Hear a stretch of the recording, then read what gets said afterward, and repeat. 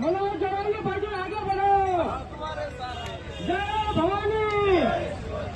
इतिहासामध्ये सुवर्णाक्षराने लिहिलं जावं आजचा हा ऐतिहासिक असा क्षण आहे।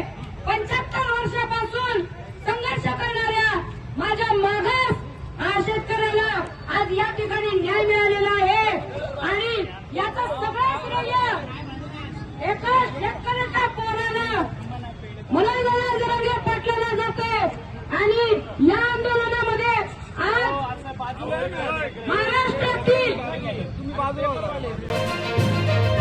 अशाच नवनवीन बातम्यांसाठी टॉक इंडिया न्यूज चॅनलला लाईक, शेअर आणि सबस्क्राईब करा.